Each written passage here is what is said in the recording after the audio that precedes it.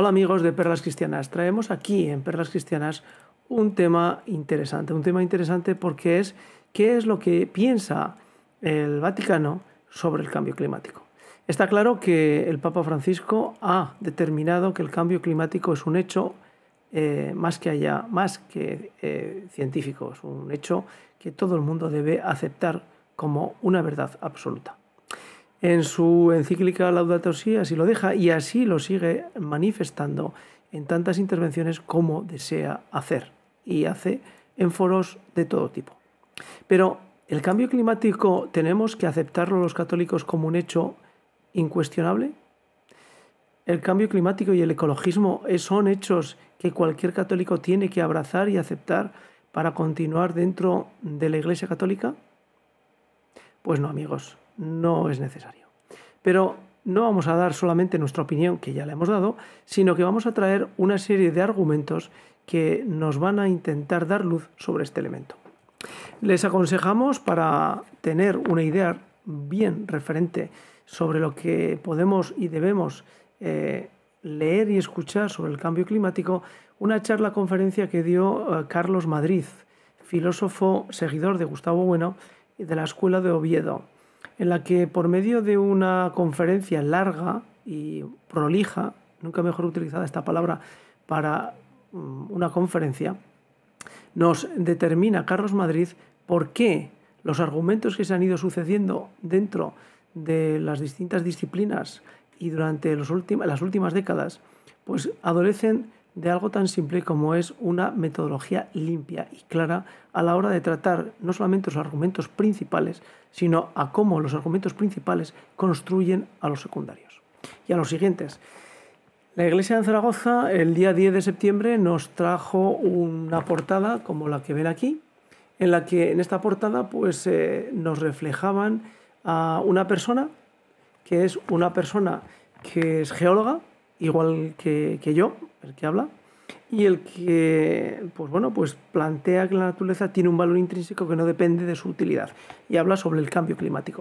También les vamos a traer unos cortes sobre el padre Martín, que nos hace una ligera digresión sobre lo que influye y está influyendo el hecho de la Iglesia, en el hecho de la Iglesia, el cambio climático, cómo el Papa se ha manifestado en la última conferencia ante Clinton, y además de eso vamos a traer un corte sobre qué es el cambio climático a la luz de la geología y cómo, dependiendo de la escala de nuestra observación, pues el cambio climático se hace pequeñito, se hace grande o inexistente.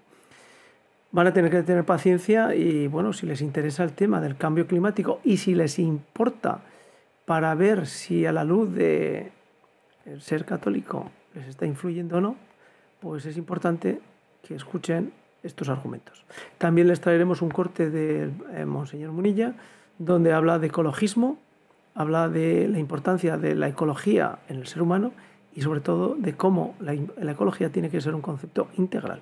Es decir, no tenemos que respetar la cría del oso, que lo debemos hacer por dignidad, por nuestra dignidad hacia los animales, y al mismo tiempo no tener ningún respeto por el feto humano cuando está en el seno de la madre que lo ha concebido.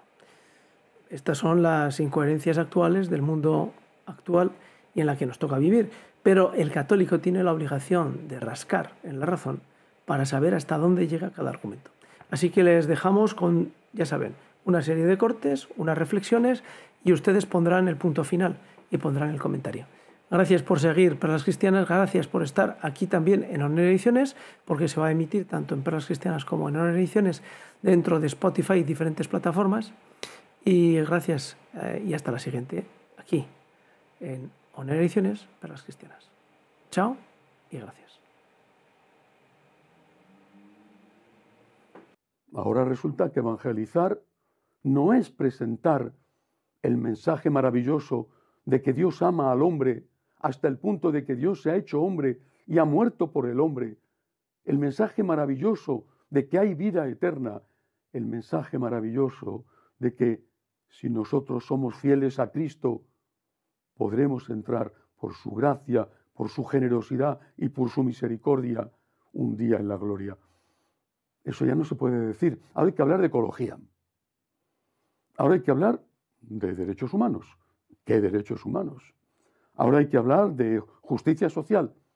Pero no podemos hablar de Jesucristo, porque si hablamos de Jesucristo, estamos siendo proselitistas. Eso no se debe de hacer. Eso ahora no toca. Ahora toca hablar de la contaminación de los ríos o del fin del oso polar o de la suerte de las ballenas y de las focas. La situación realmente es grave y hay que estar en este momento muy firmes defendiendo la verdad, defendiéndola con amor. Poniendo al ser humano como el enemigo de la Tierra. Esto es lo que dijo. Muchos líderes llamados medioambientales dicen ahora que los humanos son los enemigos de la Tierra, los enemigos de la naturaleza. No podía aceptar que los humanos fueran la única especie malvada. Esto se parece demasiado al pecado original, que los humanos nacen con maldad, pero todas las demás especies son buenas, incluso las cucarachas, los mosquitos y las enfermedades. Ahora lo que me pregunto, ¿será que no creen que son parte de los seres humanos, que no son seres humanos? Porque Moore dijo también que la nueva filosofía dominante es que el mundo sería mejor con menos gente. Pero la gente que dijo esto no fue la primera en ofrecerse a desaparecer. Se comportan como si fueran superiores a los demás. Este tipo de orgullo y engreimiento es el peor de los pecados cardinales. CO2 y clima. ¿Qué sabemos más allá de lo que nos dice la prensa y los medios de comunicación? Primero, ¿cuál es el origen del CO2? De esto nadie nos lo dice. Si miramos a las atmósferas de los planetas más próximos, vemos que Mercurio no tiene masa gravitatoria, no la ha retenido. Venus, el 96% es CO2 y un poquito de nitrógeno. La Tierra nos plantea un problema. Marte, a pesar de que tiene una atmósfera más débil, también el 96 casi por ciento es CO2. Y la Tierra, sin embargo, está compuesta por un gas altamente reactivo, que es el oxígeno, libre, y por el nitrógeno, que es un gas neutro. El problema es de dónde sale el CO2 y de dónde sale la diferencia entre la atmósfera terrestre y la atmósfera de los planetas. El origen es el CO2. El CO2 es volcánico, todos los planetas han tenido o tienen volcanismo activo. Sin embargo, en la Tierra, ¿dónde está el CO2? Deberíamos estar en un 96% de CO2, sin embargo no tenemos. Y tenemos un gas altamente reactivo, que es el oxígeno. ¿Y por qué? La atmósfera está químicamente en desequilibrio. El CO2 está enterrado en los hidrocarburos, en la materia orgánica, carbón y en las calizas sobre todo. ¿Y dónde sale el oxígeno? El oxígeno sale de la fotosíntesis. Desde hace 4.800 millones de años que funciona la fotosíntesis, si unimos agua y CO2, producimos materia orgánica y oxígeno. Si el CO2 se entierra, el oxígeno queda libre, pero si no, se vuelve a combinar. Así es de fácil. Pero este gas reactivo se ha ido combinando siempre. En la atmósfera preoxigénica, antes de 2.000 millones de años, donde se enterraba en las formaciones de hierro bandeado, y a partir de que el oxígeno pasa a la atmósfera, entonces en los minerales que tenemos en las series continentales oxidados. Entonces en esta gráfica lo podemos ver, cómo el incremento del oxígeno ha sido progresivo hasta los últimos millones de años, cuando se ha acelerado y está ligado a la fotosíntesis. Vemos que el CO2 fue mínimo al final de la era primaria, en lo que sería el carbonífero y el pérmico.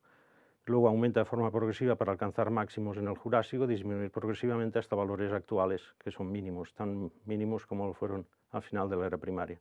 Sin embargo, como el oxígeno sigue una pauta inversa, máximo al final del carbonífero e inicio del pérmico debido al gran enterramiento de materia orgánica, de ahí el nombre carbonífero, para caer a niveles de subóxia durante el Triásico, irá aumentando de forma progresiva durante el Terciario. Por cierto, esto coincide con la expansión de los mamíferos y estar en una concentración que desciende de forma progresiva durante el Neógeno. Por lo tanto, hay que tener en cuenta que tanto CO2 como oxígeno están ligados, es un proceso continuo, enterramiento de oxígeno, que es un gas reactivo, y si no hay liberación de CO2 continua, de origen volcánico, la vida desaparecería en un intervalo de tiempo muy corto. ¿Cuáles son los proxies que sabemos de paleoclima? El paleoclima, los mejores son de los isótopos de oxígeno, en el que tenemos el oxígeno 16 o el oxígeno 18. El 18 es más pesado, se evapora en menor proporción que el 16 y precipita en mayor proporción. Por lo tanto, cuando se acumula hielo en los polos o en las zonas de montaña de los continentes, el océano se disminuye el 16 y aumenta el 18. De forma que cuanto más frío, en los hielos tenemos más 16 que 18, mientras que en los océanos tenemos más 18 que 16. Y de esa relación isotópica entre el 18 y 16 salen los valores mejores de paleotemperatura global. ¿Cuáles son los registros? ¿Nos estamos calentando o nos estamos enfriando? Si miramos estas gráficas, durante el Cretácico, un periodo con alto CO2 que hemos visto, la Tierra era muy caliente. Pero cuando entramos en el Terciario, la temperatura de las aguas profundas se va haciendo más fría, lo cual quiere decir que aumenta el gradiente y empiezan las glaciaciones de la Antártida aquí y del Ártico empieza ya más reciente. Pero si miramos con más detalle, que tenemos mejor registro los últimos 5,5 millones de años, vemos claramente que se está enfriando. O sea que desde hace 50 millones de años la Tierra se está enfriando, punto. Si vamos con más detalle y miramos la última, ¿qué vemos? Aquí venimos de la última fase glacial. Si miramos los últimos 16.000 años, se está calentando la Tierra, no hay problema. Si miramos los últimos 10.000 años, se está enfriando. Si hacemos un zoom, los últimos 2.000 años, enfriamiento. Si miramos los últimos 700, igual. Y si miramos los últimos 100, se está calentando. La discusión es cuál es el intervalo de tiempo que queremos mirar. Simplemente calentarnos o enfriarnos depende del periodo escogido. Pero es el más rápido. Bueno, ese fue más rápido, ese fue más rápido, ese fue más rápido, ese fue mucho más rápido. En ninguna forma los registros corroboran que estamos ante el calentamiento más rápido. ¿Queréis un calentamiento rápido? El que ocurrió hace 9.000 años o 10.000 según las dataciones, en que la Tierra sufrió un enfriamiento brusco, duró 1.000 años y en tan solo 50 años la temperatura media de la Tierra subió 7 grados. En 50 años, 7 grados. Y la temperatura superficial de los océanos en 20 años. Eso fue un rápido. Y eso coincide con el bloqueo de la formación de la banquisa ártica, que genera la corriente profunda, que intercambia agua entre los hemisferios norte y sur y que pone en equilibrio el balance térmico de la Tierra. Y cuando uno mira la extinción de los grandes mamíferos, coincide con esos cambios climáticos. Por cierto, que fue un acontecimiento único en el Pleistoceno superior. ¿Existe relación entre CO2 y temperatura global? Cuando lo miramos a escala de todo el Fanerozoico, los últimos 600 millones de años, sí, porque depende de la actividad volcánica, que fue muy intensa durante la era primaria, disminuye al final y vuelve a intensificarse con unas tasas de velocidad de expansión de las dorsales oceánicas considerable durante el Jurásico y el Cretácico. Pero si nos miramos los últimos 60 millones de años, lo que es la era terciaria, de la que tenemos mejores registros, vemos que tenemos dos partes, una parte con una temperatura alta y una parte con un descenso progresivo. Esta parte de temperatura alta coincide con altos valores de CO2. Fijaros que estamos actualmente a este valor, valores considerablemente más altos, y que, por lo tanto, pero que fluctuaban en gran magnitud. Sin embargo, cuando venimos aquí los últimos 20 millones de años, podemos ver que la concentración de CO2 es prácticamente constante y la temperatura ha fluctuado. Lo miramos con más detalle. Aquí tenemos concentraciones de CO2 en la atmósfera y aquí tenemos temperatura. Hay relación, aquí está bajando el CO2 y sin embargo la temperatura sube. Aquí, dentro de esto tenemos un pico más alto, este sí, podríamos decir coincide. Pero ¿y este? Un pico de incremento de CO2, sin embargo la temperatura global desciende. El siguiente, pico de CO2, temperatura global desciende. ¿Hay relación? Tampoco hay aquí, tampoco hay aquí, tampoco hay aquí, tampoco hay aquí, tampoco hay aquí. ¿Están ligados? A escala de millones de años no está ligada CO2 y temperatura global. Hacemos un zoom, nos vamos a esto, sería glaciar, interglaciar, glaciar, interglaciar, glaciar, y ahora estamos aquí. El CO2 sube, la temperatura global baja. El CO2 se mantiene constante, la temperatura baja. Tampoco a escala de decenas de miles de años hay relación. Hacemos un zoom. Aquí baja, aquí está constante, aquí baja, aquí sube. Tampoco hay relación a escala de varios miles de años. Vamos más en detalle. Nos vamos al mar de los Sargazos, donde tenemos este registro. Y lo que vemos, esto es la concentración de CO2 en la atmósfera derivada de la concentración de estomas en las hojas densidades, tomas, perdón, y tampoco hay ninguna relación, por lo tanto, ni tan siquiera a escala histórica. ¿Qué tenemos del registro? El óptimo romano, la gran expansión del Imperio Romano, coincide con un periodo más cálido que el medieval y más cálido que el actual. Previo hay una crisis de población, hay problemas, la navegación se hace muy bien, pero entra en crisis de clima mediterráneo, del transporte. En el periodo cálido medieval se construyen las grandes catedrales en un óptimo climático más alto que el actual. Luego tenemos las pestes en Europa y la pequeña edad glacial que aconteció en periodo. Pero ¿es esto representativo? Bueno, la figura de abajo representa el registro de paleotemperatura en el Mar de los Sargazos, arriba en China. Son bastante coincidentes. Y si nos fijamos en este intervalo, vemos que coincide perfectamente, hay una correlación bastante precisa con la actividad solar. Y si hacemos un zoom en el último periodo de calentamiento, vemos que existe una correlación bastante clara entre irradiancia solar, intensidad de manchas solares y temperatura global. Volvemos al registro. Muy bien. Primero, lo que vemos es que los 4 últimos interglaciares han sido más cálidos que este. Por lo tanto, no estamos en un calentamiento bajo ningún aspecto. Pero lo que si miramos con detalle, la temperatura precede al CO2. Si vamos a más detalle, vemos que la temperatura precede al CO2.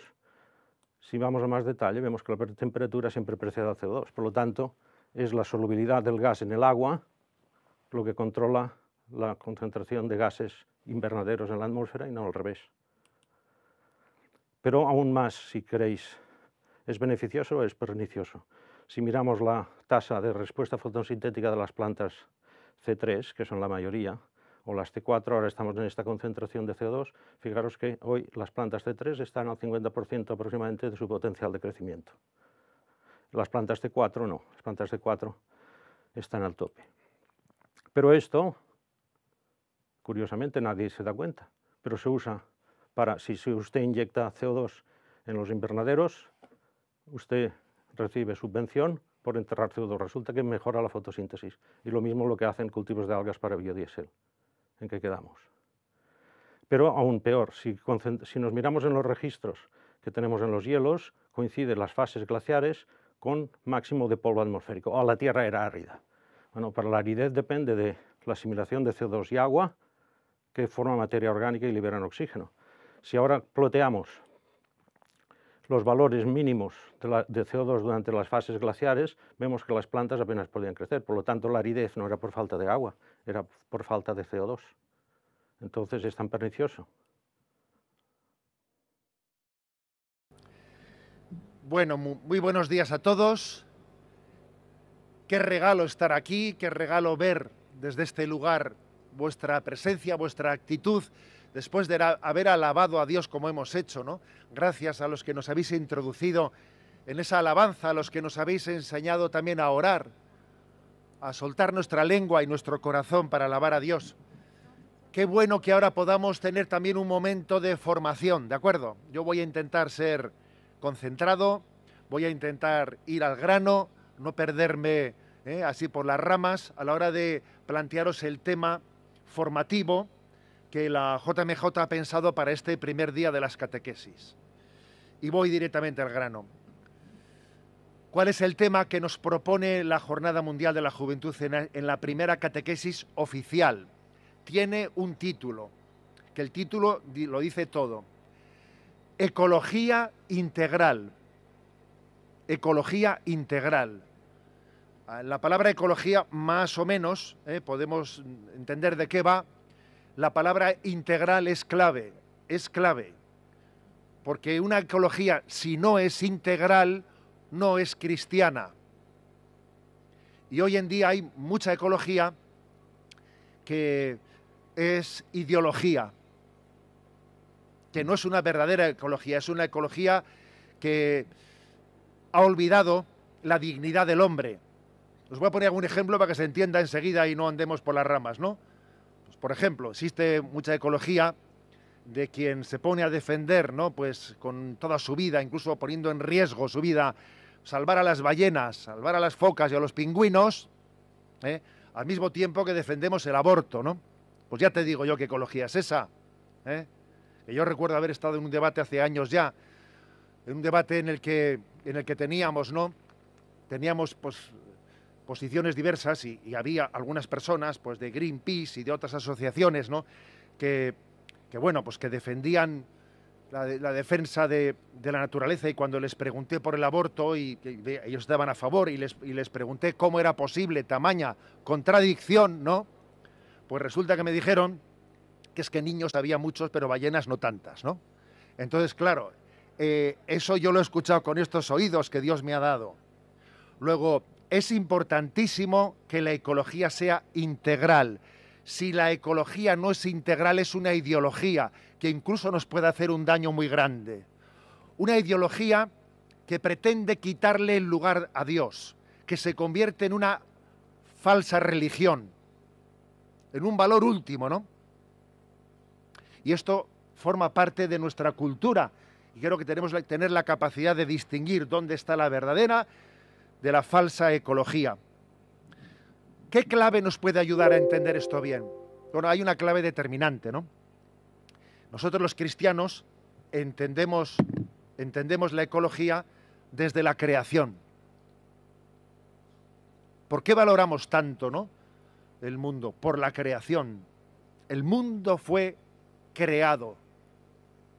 Y la creación no es una casualidad.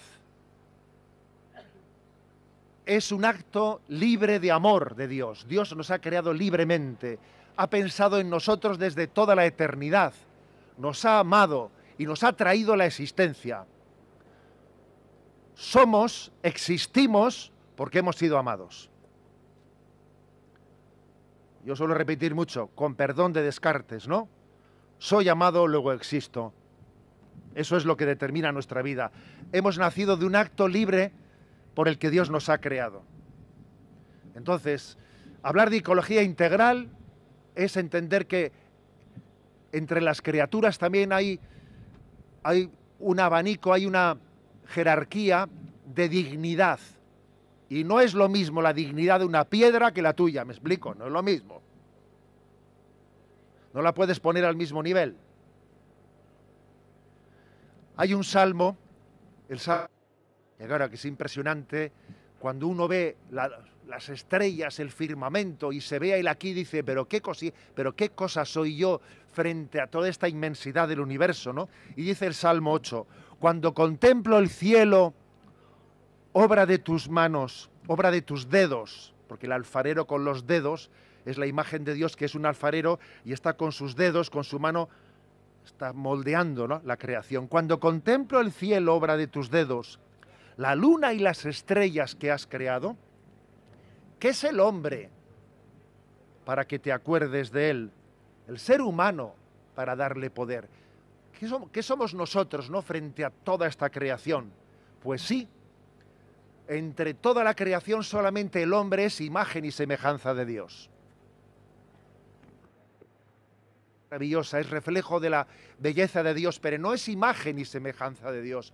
En el hombre, Dios ha dejado inscrita una semejanza con Dios que nos convierte en interlocutores de Dios. Las ballenas no son interlocutores de Dios, son reflejo de la belleza de Dios, pero no tienen una dignidad de introducirles en la amistad con Dios. Vuestros antepasados fueron muy austeros, fueron austeros. Yo recuerdo a mis padres, por cierto, nuestro padre hubiese cumplido 100 años este domingo, el día del 6 de agosto, que es el día de la misa de clausura con el Papa, hubiese cumplido 100 años. Aquí estamos los tres hermanos y lo pensamos celebrar, los 100 años de nuestro padre, que estará en el cielo. Entonces, nuestros padres eran muy austeros. ¿Qué es eso? No se tiraba comida ni por el forro, y se comía el pan del día anterior o del anterior, de lo que sea, contando rodajitas, pero tirar nada, me explico, se tiraba nada. Y la ropa pasaba de unos a otros. ¿Qué es eso de que mi ropa y tu ropa? ¿Qué es eso? Vivíamos austeramente y con felicidad plena, y las cosas todas se compartían y todo se reciclaba por el principio de austeridad. Ha venido un momento en el que el consumismo lo ha invadido todo todo es de usar y tirar, nada se arregla, no merece la pena, ¿no?, reciclar nada y todo tiene que ser nuevo, y eso nos ha corrompido el alma. El consumismo corrompe el alma.